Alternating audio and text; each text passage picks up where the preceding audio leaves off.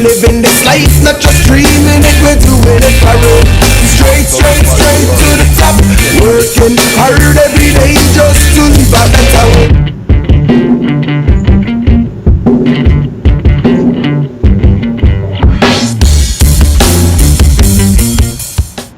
All right, man. Welcome back to Long Island's #1 pro wrestling broadcast. Monte and the Pharaoh, only seen here live from Village Connection Radio, live from Rockstar Studios here in Huntington. At the board is none other than the owner of this illustrious station, Mr. Jim Savali. Sweating it. Bro, I got to tell you, if I counted 3 hours I just made at the beginning of your show. I don't know if you caught them all, but I did. But what I'm really scared about now is the fact that your show seems to be running beautiful. This light is green, which means perfect. Right. And the plumbers are on their way out of here after their show did not work perfect. I think they're going to kill me. They may kill you. They're probably waiting for you outside. They told me they were going to kill me. Well, I don't blame them.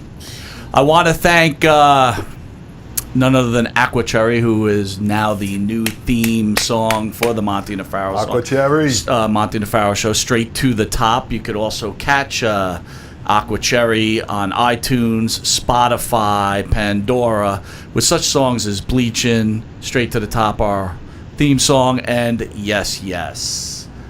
I want to introduce our guest at this time, pro wrestler, stuntman, business owner, I don't know what else to call him. He does everything. Actor, Mr. Jimmy Jact Cash.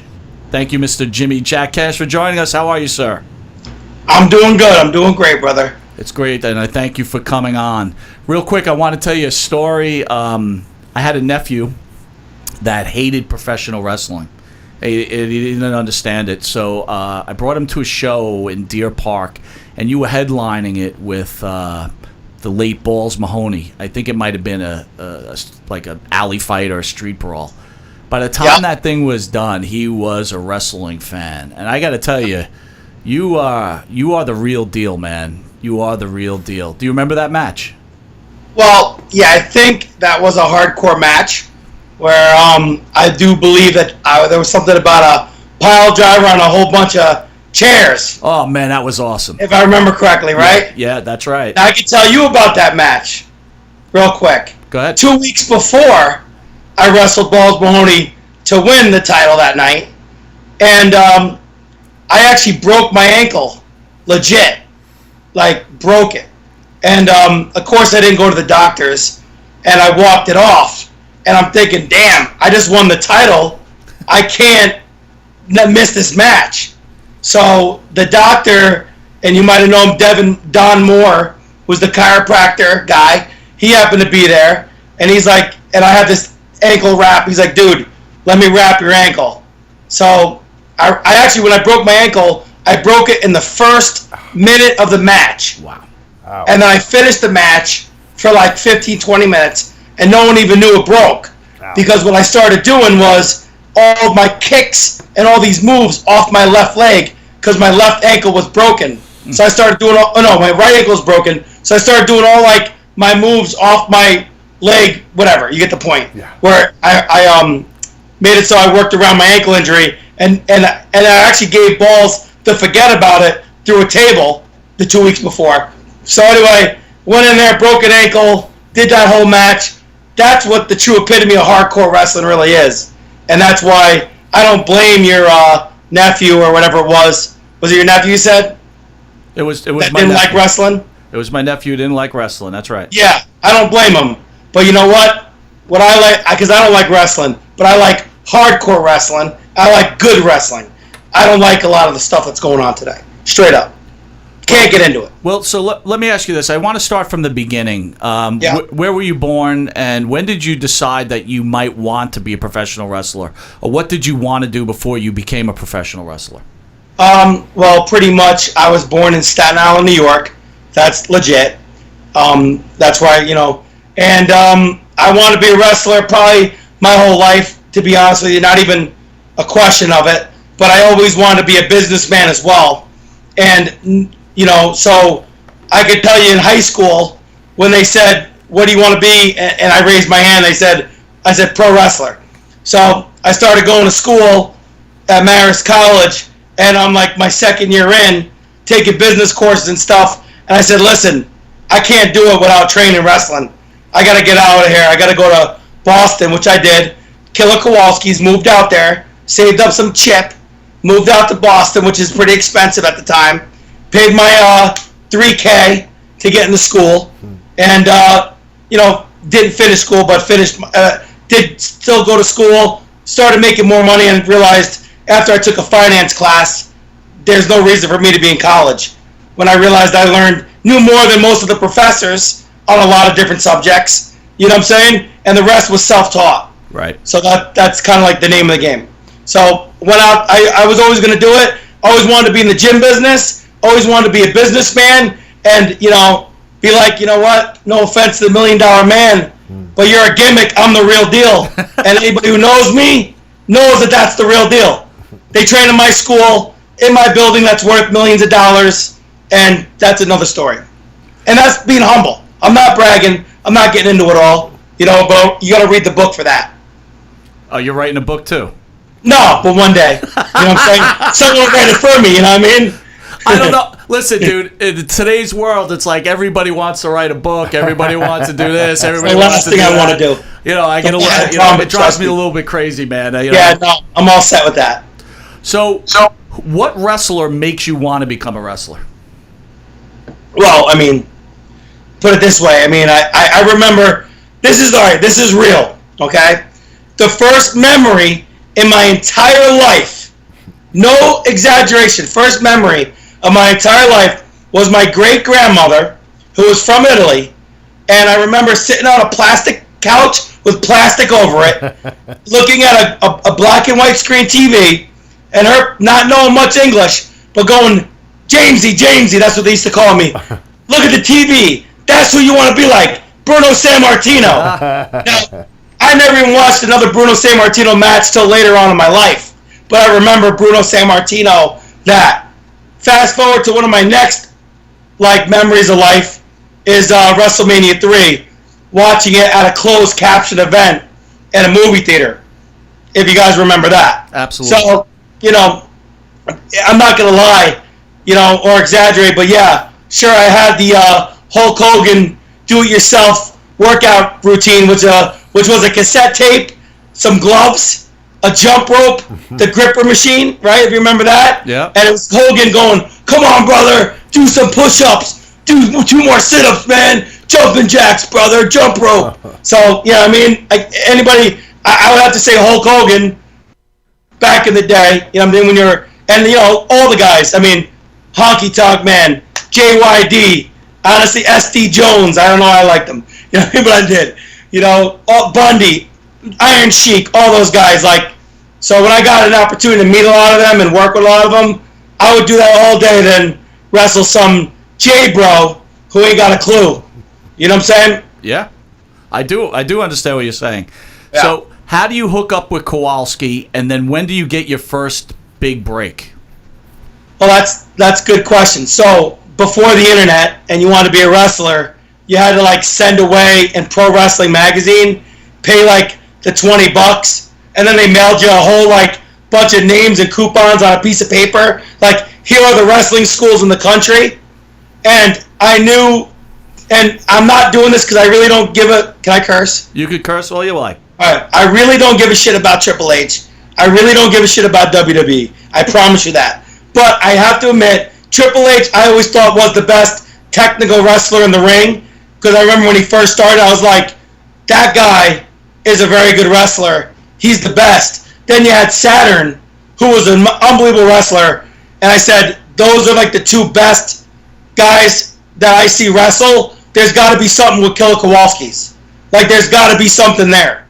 And that's the truth. So based on the fact that Triple H, I thought, was the most sound technical wrestler in WWE, which I proved to be right. You know what I'm saying? If you get the point, you know what I'm saying? I was right. I'm always right. And I went to Kowalski's because of that. You know what I'm saying? And then, you call Kowalski, hey, you want to be a wrestler? Yes, Killer. How you doing? Come on out. I'm here Tuesday, Thursday nights. Okay, Walter. All right, Mr. Kowalski, thank you. You go out there, met him, hey, can I come train? Yep. Boom. Get the apartment, pay the money, train for Kowalski's for like 2-3 years. You know what I'm saying? It's an assistant trainer at the end of the day. So there's a lot more to the story, but that was it. So you actually trained with him for like 2 or 3 years, though? Absolutely, yeah. So, and you know what? He was my guiding force into what I believe wrestling should be and is today. And when you remember with Kowalski, he would scream, get on the top. Like, if you did a move and it looked fake, like that word or whatever it was, he would get up and scream, fake, fake, you suck, fake. And he'd literally be like, that's the shits. Everybody knows that's the shits. It's fake, fake, fake, get out of the ring, these guys suck. And he'd be like that. But on a good note, I used to do some moves. And Kowalski would be like, you can't do that move to him. You're going to kill him. He's going to break his neck. I go, Walt, I promise. I'm not going to break his neck. This is a true story. He goes, come here. I go, ask the kid. He goes, did that hurt your neck? He goes, no, Walter didn't. He goes, good move. Do that every time you wrestle. So it was awesome. That is awesome. Submission. He taught me a lot of submission holds for real too. He knew some stuff. Who passed in your time with Kowalski? Can you name some wrestlers that might have passed through the school that? Damian Sandow. Go ahead. I know him as Aaron Stevens. He was one of them. Eddie Edwards. Okay. Is one of them. Chris Nowinski. Chris Harvard, whatever. Yep. I honestly, Frankie Kazarian. Wow. Was there? Well, Prince Albert. I know him. He came back. I maybe forgot who I was, but whatever, But a couple guys like that. It was a bunch. Honestly, besides that, I don't. When I say, was there anybody else important? No, everybody was important, but those are the names you'd recognize. Okay, so push a little forward now. When do you get your first opportunity to work in the WWE minors? I know that you made Heat. I know you wrestled Duggan on Heat, if I'm correct. And correct me if I'm wrong. Yeah. And I did a couple stints. Yeah. All right. Well, truth be known, I had a couple things here and there. Actually, this is I actually walked in at Raw and got my match. I didn't get called. You know what I'm saying? Just walked in there, looked like a wrestler, walked up to the ring, went in there. You know what I'm saying? A couple guys knew me. That they kind of gave me the wink and the nod. Then I shot on a couple guys. True story. It looked really good. Then listen, what's his name? Ricky Steamboat. We're gonna do this like the Austin podcast. When it's a true story, I'm gonna go shoot, and then you go, yeah, all right. I don't know. I never watched. I would never do that. All right, so go ahead. I'm only kidding. Go ahead. So no, I know. A good guy. On TV.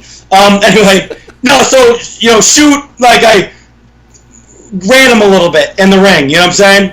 And that's what the old timers liked that were there, the agents and shit. And they were like, "Hey, you want to do the match?" I said, "Yeah."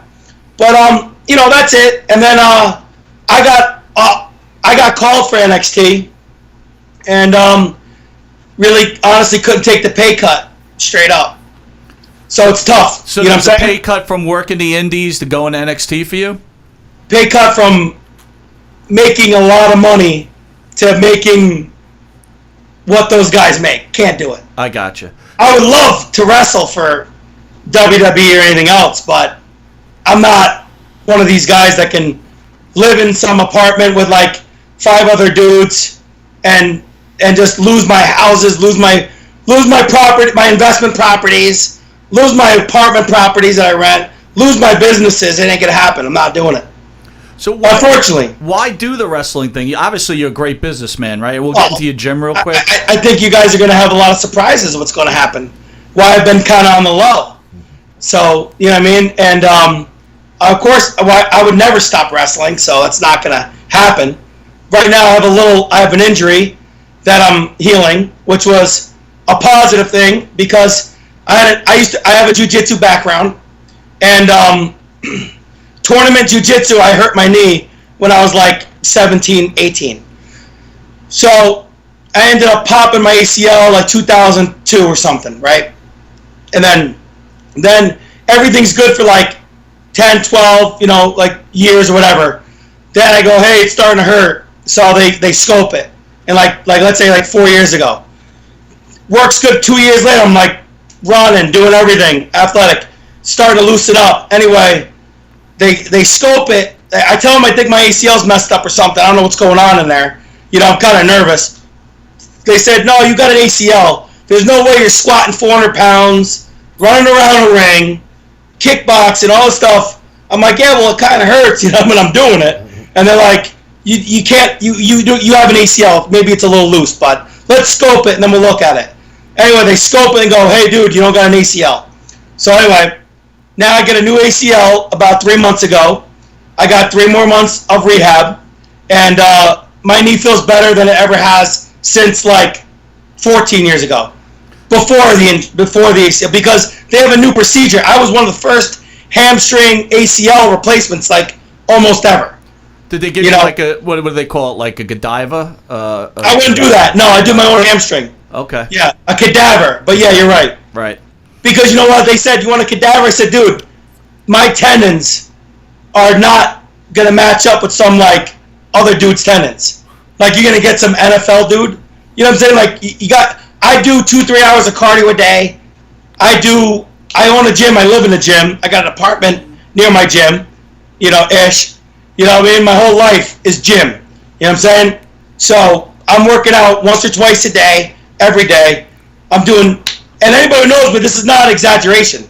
I'm doing an hour to 3 hours of cardio every day.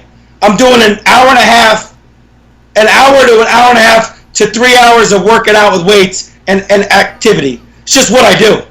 What are you weighing in at nowadays? Right now, all right, I probably shouldn't say this, but I'm 295. Okay. So here's a hard question for you. A lot of wrestlers come. We've had a lot of famous wrestlers come through the Monte and the Pharaoh show.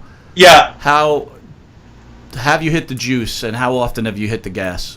No. How about this? I'll take a steroid test anytime, any place, anywhere, and we'll put 10 grand on it and give it to a charity.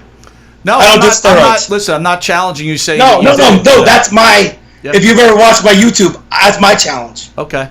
Because here's what it is that people can get around tests and they can say whatever they want, but I don't do steroids. You know what I'm saying? And I've done a couple over the counters when they were legal. You know what I'm saying? But it's not my thing. I'm already too big. Like I'm about like loose cardio, athleticism. So, you know what I mean? I don't inject myself with steroids.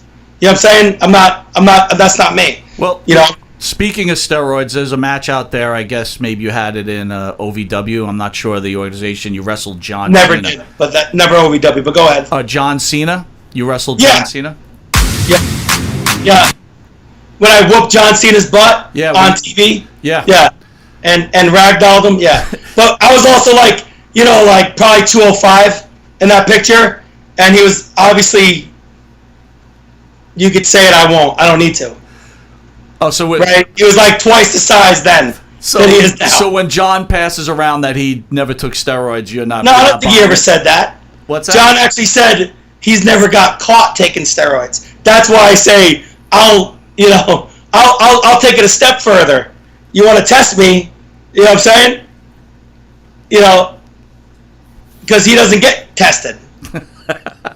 Okay. You know what I'm saying? But that's between him and himself and God. You know what I mean? I know a lot of people that know him. You know what I mean? And I don't need to get into that. All right. Are you a John Cena guy? Was he polite to you when you guys worked together? I'm not a John Cena guy at all. Do I look? Hold on a second. Hold on. Do I look like a John Cena guy? I am the antithesis of John Cena. John Cena is like the lowest level of professional wrestling champions, if you ask me. He's the reason. If you look at John Cena's record in terms of ratings, that's when the decline of WWE's TV ratings went. Was when John Cena started. Look at it. You know what I'm saying? Look at the decline, and you have to ask yourself why. So that's it. Okay, it's fair enough. Yeah, man. Fair enough. Yeah. And I'm saying this. If he ever wants to have a rematch, because I'm 1-0 against him, then he's been ducking me for 20 years. Just cut him off. He's been ducking me. You know what I'm saying? He knows who I am. I know who he is. I've seen him afterwards. And he doesn't want to step to the most from coast to coast. He's scared. He's a weakling. He's a punk. He's a paper champion. He'll never wrestle Jimmy Jact Cash. He's scared, and I would ragdoll him. I promise. Like, no one's ever thrown John Cena around before like Jimmy Jact Cash would and could on his worst day. A ragdoll. Listen. There you go. I believe it. Yeah. Who have you worked with that you just didn't, besides John Cena, that you just didn't get along with or you didn't like? Oh, no, I didn't say I didn't get along with him. I never, no, you know. I never said that. I'm not setting you up, man. I never said that, no. I never said I didn't get along with him. Okay. But anyway, are there a bunch of a-holes on the independents and stuff? Yeah, like probably 9 out of 10. Because no one wants to, like, all right, listen. I did my little wrestling shtick for that last segment, you know what I'm saying? Yeah, I got you. But the truth is that a lot of people don't want to wrestle me. And this is a problem a lot of promoters have. Like, I have to wrestle someone that has, like, I'm going to watch my mouth. I was going to put that. Come on. I have to wrestle someone that has, a good, what is it called, that's not self-conscious, that has a good, idea of himself. He's got to be like, or he gets stuck, like, damn it. I got stuck wrestling Jimmy.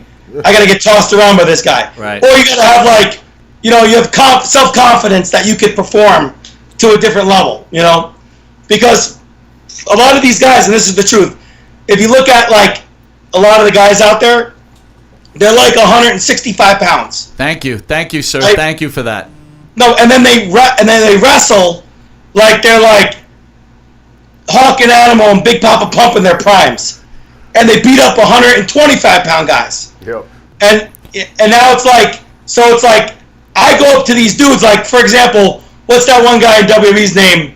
He's Long Island dude, Tony Nese. Yep. Tony Nese. Tony Nese thought he was like the biggest dude ever, right? And like everyone's like, he's huge, and on TV he looks huge, but in reality he's like what, like 185 or like 200 or something. So like, not to brag, but I'm a strong dude. I get under the bar a lot as like some big dude. He's like, yo, bro, you get under the bar a lot, huh? I'm like, yep. I worked out with a lot of dudes from prison. Never went to prison, but that's who I used to work out with. I'm like, I went to the biggest, baddest dude in the gym. Like, how'd you get like this wide? Like, what happened? You know what I'm saying? So, I wrestled him, and he was cool because he was down to go. I'll give him that credit. But I tossed him like I tossed him and proved that there's a weight division in wrestling. Well, like, let me ask you this: you're training wrestlers right now, correct? Yeah. Give a shout out for the gym that you now opened. Okay, well, here's the thing. It's like I got a building, okay? It's a big, huge building. And I got a couple things going on. I got my restaurant. That's Cafe Coffee. All right? We got a little arcade area.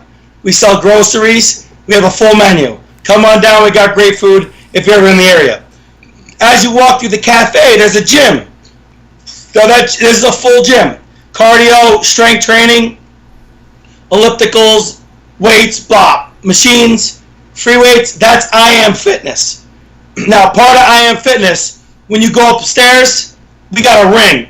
Because think about this, it's a second level, and it's able to hold like 400 people there. That's how big, and that's only half of my second level. But anyway, so now we got the second level, it's got a ring in there, and that's like my MMA pro wrestling, and that's called what everybody's talking about. The new talk of the town is ground and pound. Now, ground and pound is my registered trademark, ground and pound, pending, and that's like if there was tap out, like you put a dude in a submission, you tap him out. What we do is we take him down and ground you out. Bam. Knock you out. You know what I'm saying? Yeah. So it's ground and pound. And that's the pro wrestling / MMA area, which I still have weights and kickboxing bags, speed bags, rings, grappling mats. It's huge. All right, so I want to just end it with this, and I want to get into some politics with you. All right, sounds good. So here's the deal: you're training guys. Today's indie wrestlers, right? Even the pro style. You go there and you feel like, I'm 270 pounds, right? I'm not in shape like you. I'm fat, not muscular like you. But when I feel like I could beat up a wrestler, it's just not the same anymore. You got these kids coming in there, 120 pounds, 110 pounds. What's the deal with that? Like, how do you take that seriously? I promise you this: I am bringing them in correctly. If anybody understands what that means. I am bringing it in Kowalski style. You know what I'm saying? Where I've already turned away people. Like, there's money involved, but I'm not taking the short money to give up the long money. Like, if there's a young dude, he's going to learn that that's his role. You know what I mean? But you look at Daniel Bryan. At this point, there's different aspects to wrestling. What am I supposed to say to someone when you look at Daniel Bryan, who can't, if he tried to bench 315, he would die. And I'm going to tell him he can't be a world champion. I look at these kids that are 125 pounds, don't work out, aren't in shape. I go, dude, you look like the next Daniel Bryan. Pay me $4,000. Let's go. Let's go. Pay me. You know what I'm saying? Yeah, Here's what the forget about it feels like. Wham! And I'm not exaggerating.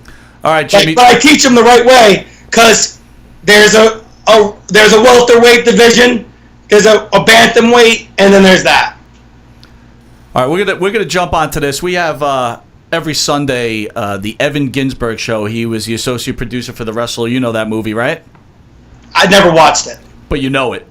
Heard of it. Okay. Paul Enormous was in it, my buddy. And 350 Days, the documentary which came out recently, actually in the top 10 of iTunes. He's here every Sunday from 11 to 1. We do something called Evan Ginsberg Daily Rant. I'm going to read his statement. I'm going to ask you to respond. All right, here we go. Just bear with me here, man. And, I'm going to read this to you.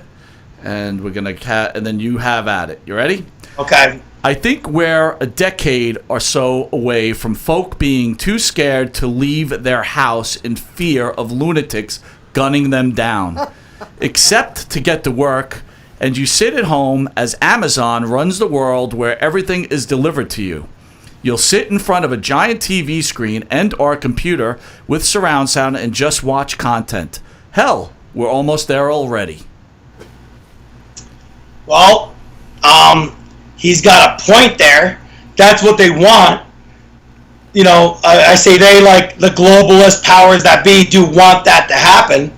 I can tell you in the country, it ain't gonna happen.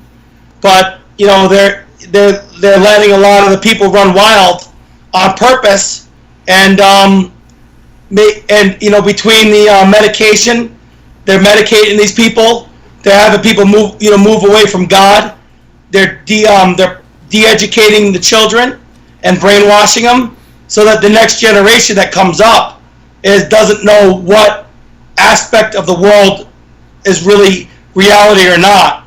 And they're also allowing the technology to interface with humans in such a way that they're trying to get people to not go out of their house and sit home and have fear. But as long as there's a God in this world, which there is, and we could keep going on with it. What do I think is going to happen in the future? I don't know how many years away it's going to happen, but you have Elon Musk made an announcement saying that he's going to have people put wires in their head and have we'll know as a Bluetooth inside your head.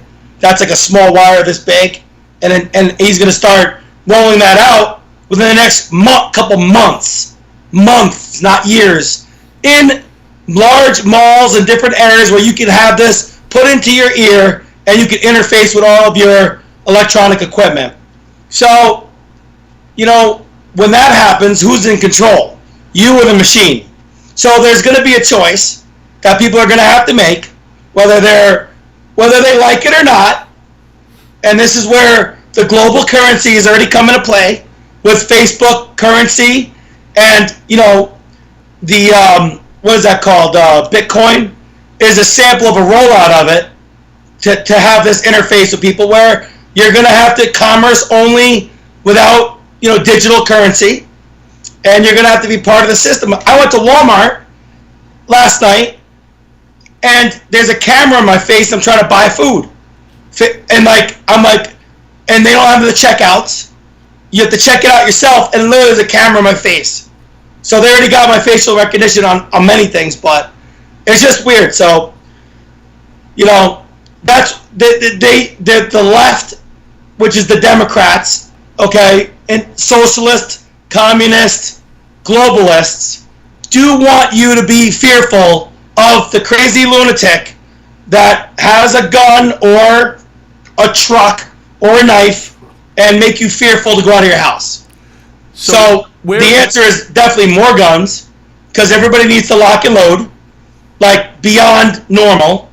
And unfortunately, you're going to need to fortify your dwellings when the time comes. But you can't live in fear, because the Bible says to fear God alone. So you could walk through a hail of bullets, and the right one will only hit you. Well, if he wants you to. Well, you just answered my question on your stance on gun control. What's your stance on immigration? What do you mean? Immigration, like allowing people to come into the country legally through the right process? Let me clarify. Or you're talking about invasion. Let me clarify. Illegal immigration. Well, you mean illegal immigration is an oxymoron term, but I'm just messing with you there. Yeah, I get the point. People coming here illegally. Well, let's face. There's two sides to it. Do I feel they should do it? Of course not. Okay, I am right of conservatism. Okay, proudly, I am right of conservatism. Now, the only reason why I say that is I want to show you where I'm at. You know what I'm saying? That still makes me a conservative. You know what I mean? Mm-hmm. So anyway, on that note, this is what people don't want to hear.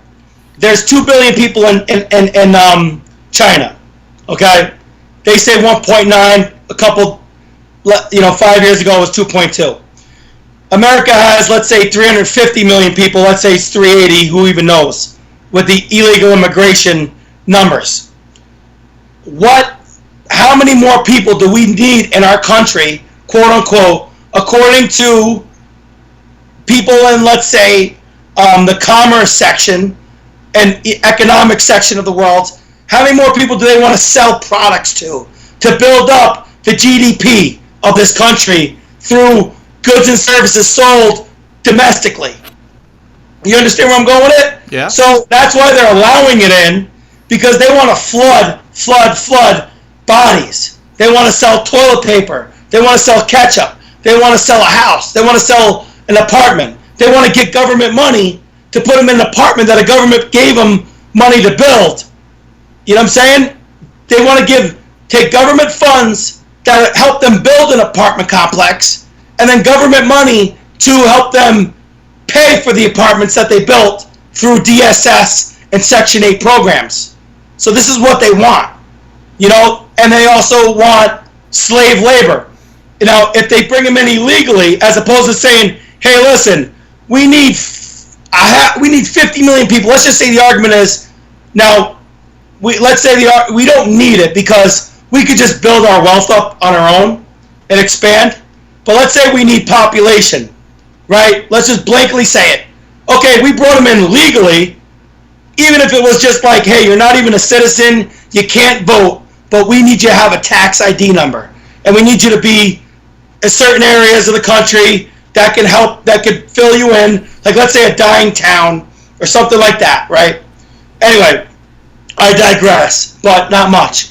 So let's say they needed that. Now, that person could go out and get a job somewhere, and wages would still go up. And they wouldn't have to live in the apartment that is appropriated to them. So by bringing them in illegally, they have to go into these certain areas or have to work for certain companies that the government is turning a blind eye to, like the factory in Mississippi, you know what I mean, where you see some of these factories where they just took out 600 people. Now everybody in town knows there's illegal immigrants working there. Everybody knows that they're all illegal, but by doing that, they have to live, they get forced to get paid lower wages, right? You follow me that? I'm following you. Okay. They're forced to pay like $6 an hour, and then they're forced to live in the apartment that the person built out for them, and they live like 40 to a house. And I've seen it before, firsthand, with my own eyes. That's what they do. So now that person is a slave. And instead of whipping them, they say, you better go here or go there. They lock them up. They transport them to the factories. They pay them just enough to live, to eat. Then they transport them back to the living quarters. And that's what the Democrats want. They want slaves. Okay, I'm not going to get into the American slavery, but they want cheap labor for their factories, for their places of work. Then they're going to tell those people, you go and vote under this dead person's name.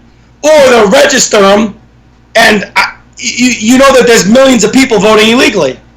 It's a proven statistic. Millions. Like 2.6 million people voted illegally during 2016, according to a Harvard study. That was about what it was. And Trump knows it, and how are you going to stop it? That's another story. Well, those are not to mention that it's drugs, and Trump keeps hinting towards the human trafficking, which is prostitution, and then after they're selling these kids for like $10,000, $15,000 or $50,000, and they're pimping them out and whoring them out. They're putting them into the system, and they're a Democrat voter later on, or they remain in these sweatshop factories that are in America hidden. And if they got rid of that and brought them in right, everybody's wages would go up. Even the factories workers' wages. Well, there were 6 in Mississippi that they just did this bust. 600 people. Guess what? There's 600 new jobs in that town. They got to pay regular wages and taxes. So it's a tax. They want to collapse the system, bro. You know that. They're not doing this for any other reason but to collapse the system and then to put themselves in charge, to make everybody worker bees for them, and then the top just eats all the cake. So is your point that President Trump is trying to stop this to get people in here the proper way, so everything's done the right way? Is that your point? Well, of course he is. He's trying to, but you see what the judges are doing, and those judges need to be arrested. And if you ask me, they need to be tried and put up for treason. So these liberal judges listen, how about this, right? There's no precedent for them to stop a military action of building a wall on the border. That's military. That's not State Department. Goes under the guise of military law to protect your borders. Am I right? Do you understand that? Like, you agree with me? Yep. Okay. So now, how is a judge going to stop any military action from a president? Is he going to tell them, you can't drop that bomb, I do an injunction in Iraq?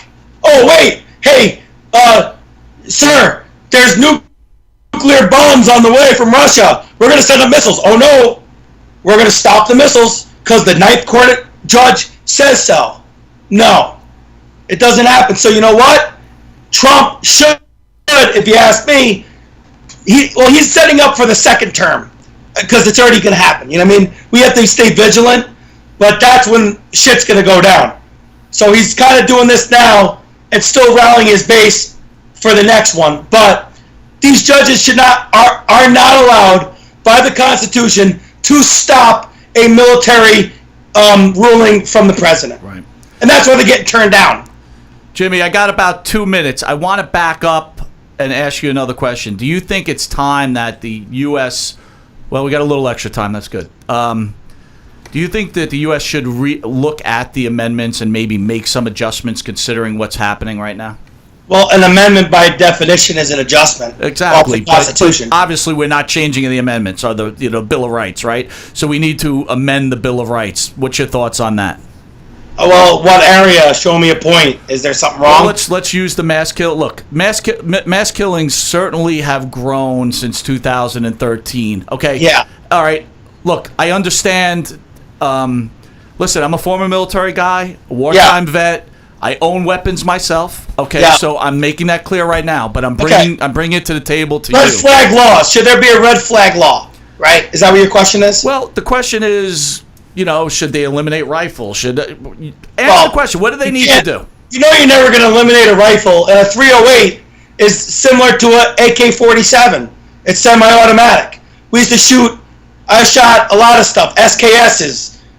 This is a Kalashnikov. Here's just different things. AK-47s. They're all the same for the most part. Give or take a caliber. But if you shoot a 308, I mean that's going. Well, I heard you right early. Do you think we need to focus more on the U.S. citizens' mental health, and maybe that's the issue that's going on? And okay, let me hear me on this one. I know where you're going with it, so let me cut to the chase. Go ahead. Okay. Is there a red flag law? Yeah. Someone should call the cops and say, hey, the guy in Ohio has a kill list. He's telling everybody he's going to kill people in high school. He's going to rape. He had a rape list, a kill list. Should he have a gun? No. Okay? Should he be in a mental ward? Probably. He's going to do it. Okay? But here's the problem. No matter what anybody says or wants to do, if there's illegal drugs that come in the country, there will be illegal weapons. Mass killings are only up because of gang violence. If you look at the 4+ killings, and they're like 51% are African Americans or blacks that are killing 4+ people, it's gang violence. They're spraying gangs. And they're calling that a mass killing. But we're talking about the one idiot that walks into a place of work or a Walmart or a church and starts mowing everybody down because he has a high-power rifle. Well, the reality is that it's going to keep happening. And the reason is because we need to go back to the Constitution that there's a separation between church and state, which is what I'm saying, that the state that needs to get out of the church, not the other way around. The state needs to get out of the church. They need to start allowing churches to help promote Christianity, because what's going on is now there's a rise in atheism and Satanism, and these people are all Satanists. That guy, I promise you, was not a devout, born-again Christian that shot up Walmart. Well, no, you know what I'm saying? Certainly, as time goes, people lose their morals. I want to throw one other thing at you. Yeah. Video games. Do you think the numbing? All right, I don't know if you've ever. I agree. Yes, there are certain video games that I've seen people play. They give you points for raping and killing people and shooting people in the head and murder, and you could be the bad guy in them. I mean, yeah, they definitely are causing this problem, but that's another avenue that the Satanists and globalists do, is they're using military-style training video games to train and promote murder of the cold blood kind in the country and mass killings. Well, what if a person comes to you, they say, Jimmy Jact Cash, here's the deal. Like, you're blaming things on a whole bunch of different deals. Let's just eliminate guns in this country. Yeah. How'd that work for Germany? And how's that working for Europe now? So, no, it's, listen, if you read the Bible at the end, it's a war. So you know what? It ain't gonna. No way. You can't do it. People have to lock and load. They gotta get ready. That's it. Because it's going down. Mass killings are gonna increase. And they're gonna increase. Everybody get ready. Adjust accordingly. It ain't gonna stop. I don't care what. I'm telling you, it's not gonna stop. Explain to me why most of the mass killings are taking place in states like Alabama, Florida, Georgia, Michigan, and Illinois. Illinois, because of Chicago, and the mass killings that are happening in Chicago are gang related. That's the first one, So in New York, you can buy a rifle and walk right into a place and buy a rifle. So I don't know those statistics, but I could just say, if you're saying is it easier to buy a gun in that area? It might be easier to buy a handgun, but nationwide, you could buy a rifle or a shotgun anywhere. And these guys are not committing crimes before they're doing it. They're not. There are some red flags psychologically, so that has to be merged a little bit. But the problem is,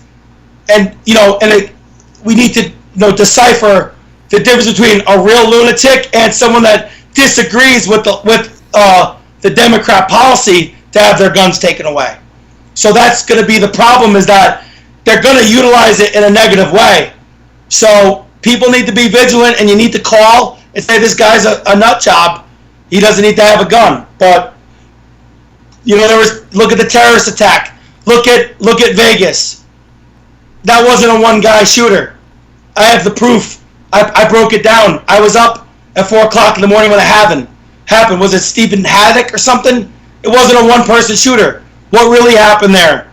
It wasn't just one guy. He was a gun dealer.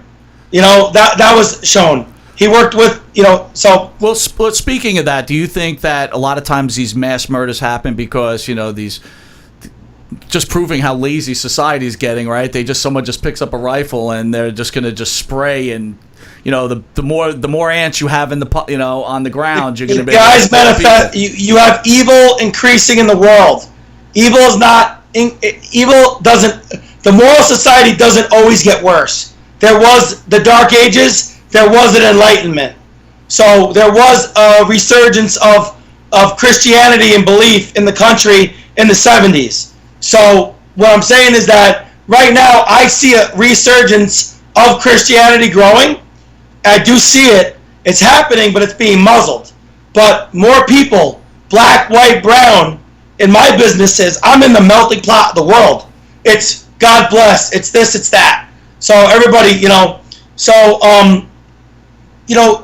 is there. And the guy who shot up in El Paso, what would they call, if it was really his memo that he wrote to everybody, what's that called? His thing. His the writings that he had, that he said why he did it. Okay? Whatever they called that. He said that he's doing it because of, like, the guy in New Zealand, to start a world war. So they're Satanists, they're evil, they're atheists, they're diabolical, they hate themselves, they hate the world. It is a spiritual battle. If you don't think it is, then we need to talk outside of this program, and let's talk about the spiritual battle that's really occurring, because only pure evil, not even someone that's messed up, because there's always been people that are messed up, only pure evil wants to go into a school and kill kids. Mm-hmm. And only pure evil wants to make kids do this, whether it's happening because they're playing video games, happening because they're part of some covert psychological program with brain chips that they admit that's happening.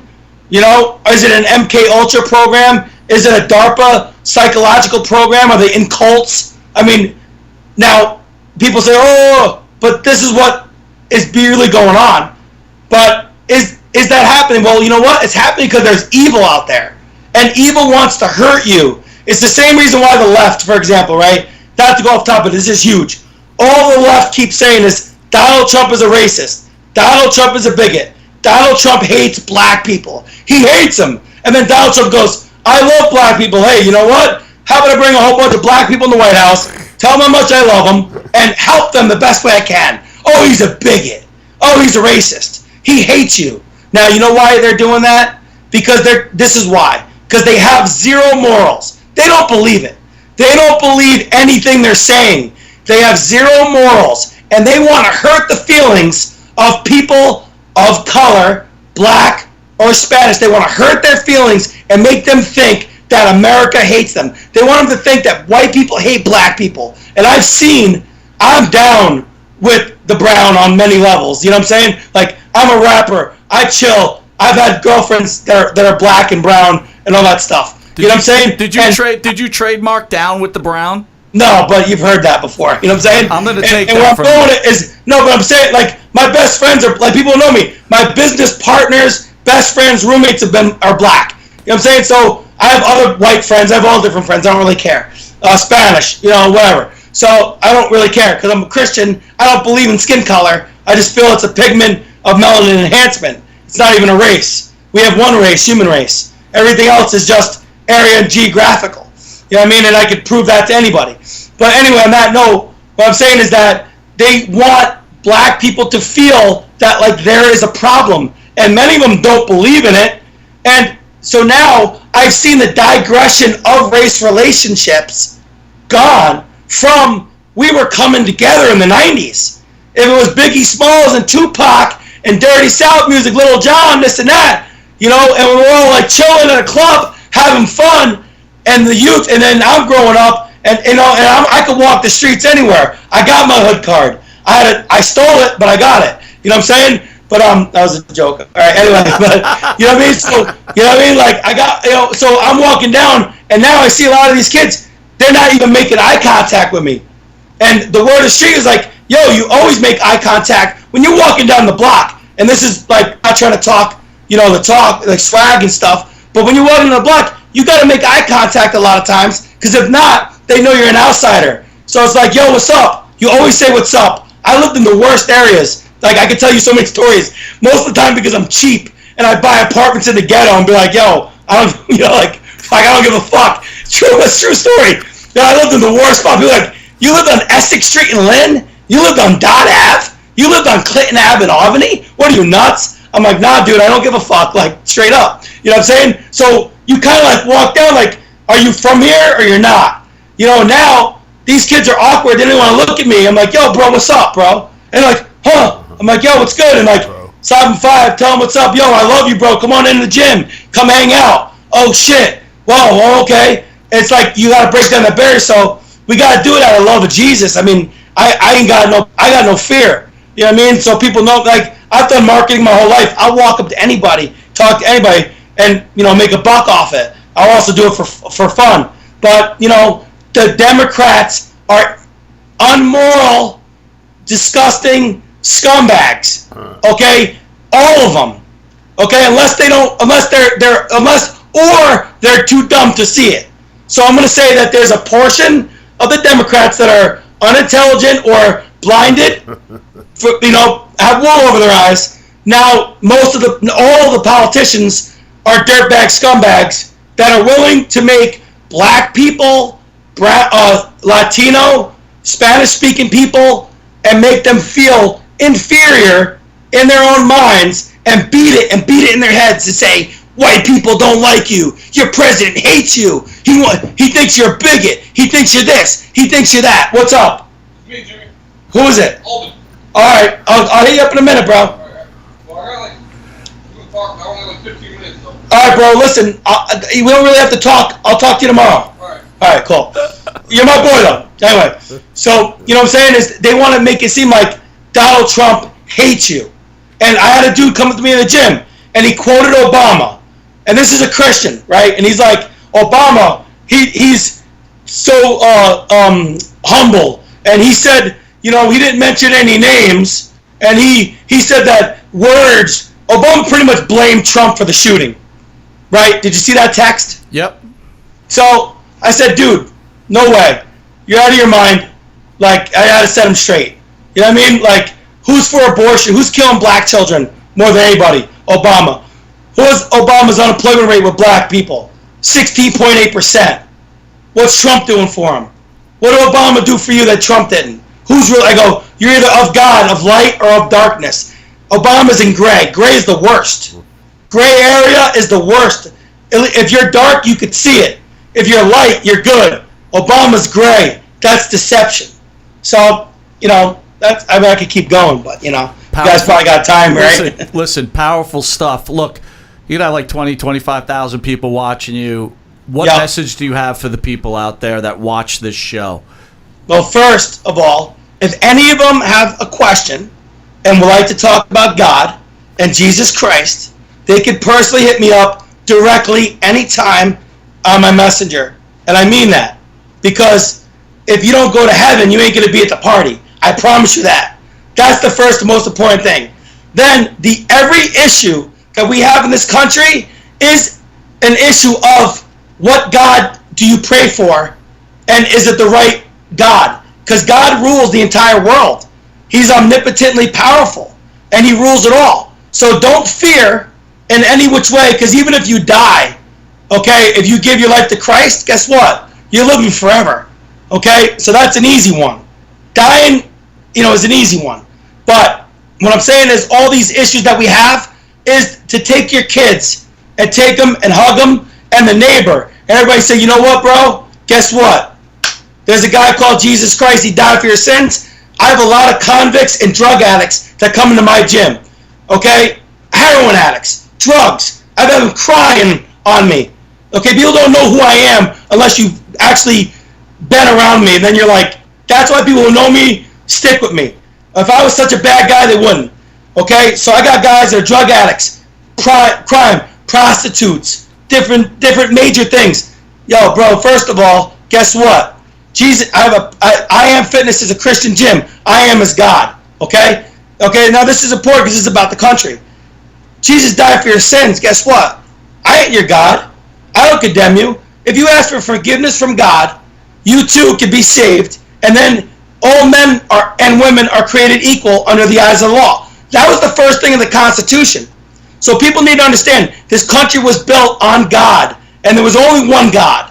And that's Jesus Christ, one with I Am and the Holy Spirit, the Holy Ghost. So that being said, in the Constitution they wrote everybody's created equal. That overcame slavery. It was in the Constitution for slavery not to exist.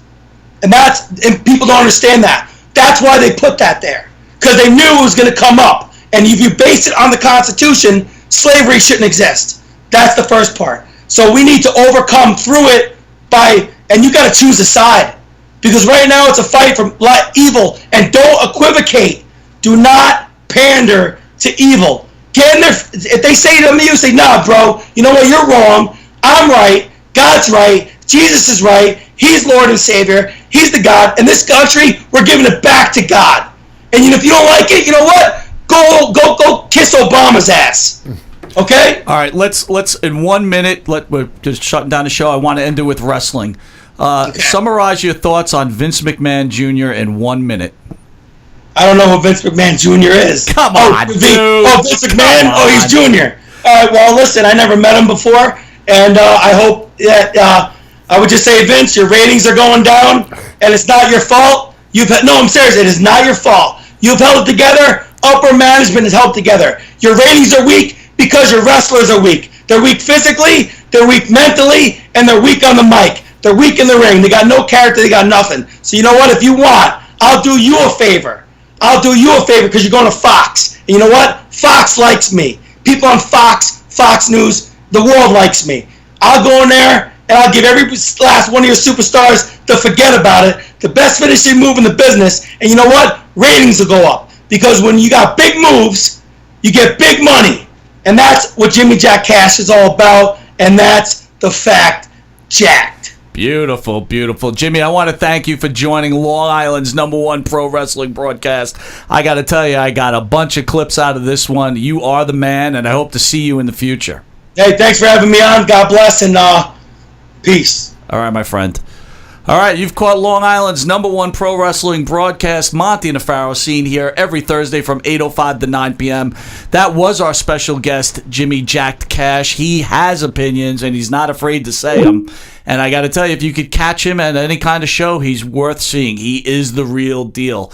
We'll catch you again next week. And don't forget, we've got David Sammartino in studio in September, along with Jim Duggan and Bill Alfonso, and then October Brutus, the Barber Beefcake, and Buff Bagwell.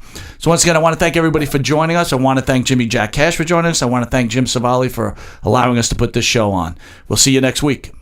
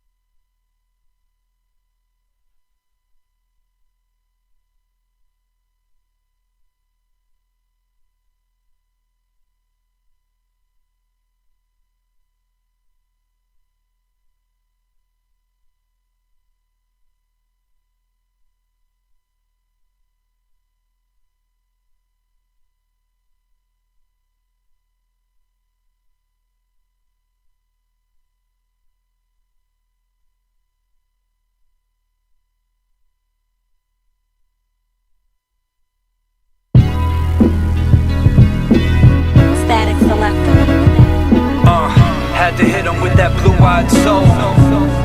This that blue-eyed soul. Static hit him with that blue-eyed soul. Smell the marijuana stench. Got my mind stayed deeper than the Mariana Trench.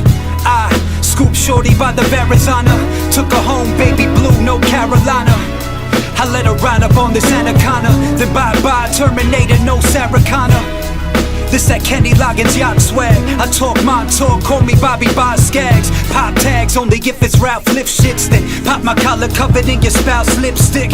She love it how I spit the vocals, cause my phone sway is Del Rey, wavy like the Intercoastal. Hashtag Rockaway Beach every time you check my socials. Come and check me, just respect the locals. I was local, but next is global. Young Bobby Clay Thompson, you ballin' like Rebecca Lobo. Purple label, you can check the logo. You got next to no dough. I'm the freshest, all the rest is so-so. I had to hit him with that blue-eyed soul. This that blue-eyed soul. Had to